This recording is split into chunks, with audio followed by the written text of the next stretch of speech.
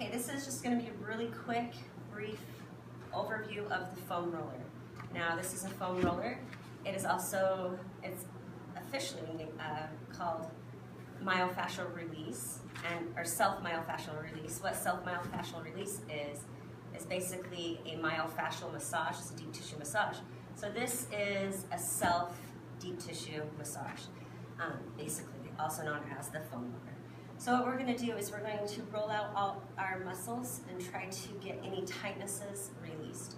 So what happens is the fascia builds up and it gets all in like different, like it gets in a knot. And what this is going to do is it's going to bring blood flow to that fascia and help correct it and make the fibers go straight again. So that's how we get knots, like in our traps, in our calves, in our legs, everywhere.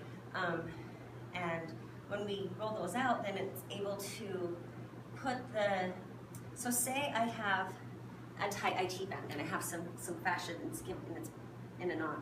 Well, a lot of times that's going to pull that muscle and pull the joint and give me improper form. Well, we need our joints stacked right on top of each other. So this is one reason why foam rolling is so important. We release those knots and we can get our posture back to where we need it to be.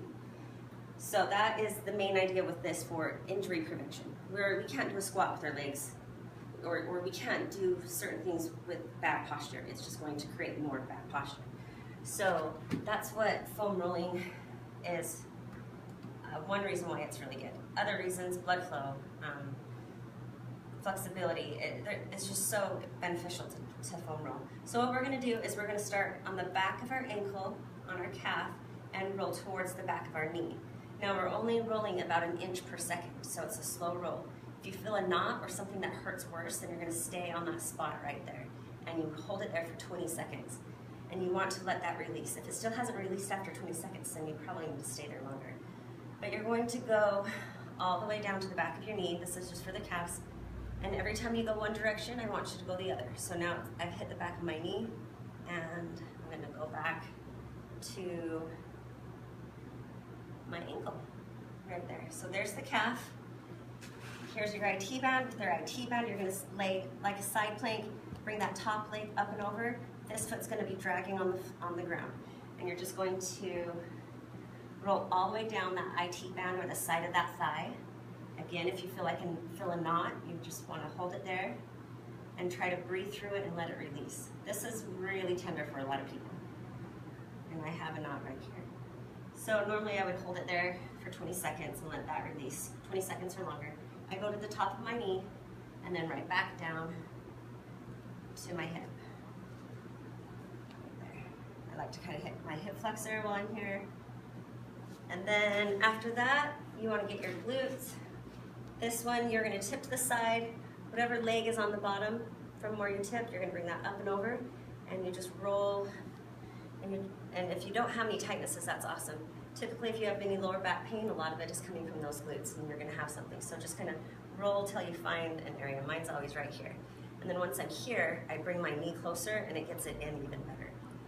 Hold it there for 20 seconds if you feel some pain. Let that release. Another thing is don't ever go over bony, like your hip bone. You don't want to get your hip bone. You don't want to get your ribs. You want to be careful around those bony areas. Just make sure you're hitting muscle. Okay, and the last one, there's so many more to do, but these are the top 4 that I'd like to hit. My calves, IT bands, glutes, and my upper back. Right here. So just like you're chilling, that's where you want to start. You don't want to go too low on your back because your kidneys are there. And you're just going to go here, put your arms across your body. Actually, just open them behind your head, like rest your neck in there so you're not cranking on your neck. And then you just walk it down, hips are up, and then you walk it back to where you started. And then I like to bring my elbows to the ceiling, and that way it gets underneath that scapula, right here. Same thing. Go to the base of your neck, or that big bone on the bottom of your neck. And then head back. So things I mentioned, you can always get like your lats. So this would be your lats again, like 1 inch per second. Then you can get your shoulders. I've got my shoulders lately, and then my bicep right here. And this really, I've never noticed how tender that is until I started foam rolling. But that is the foam roller.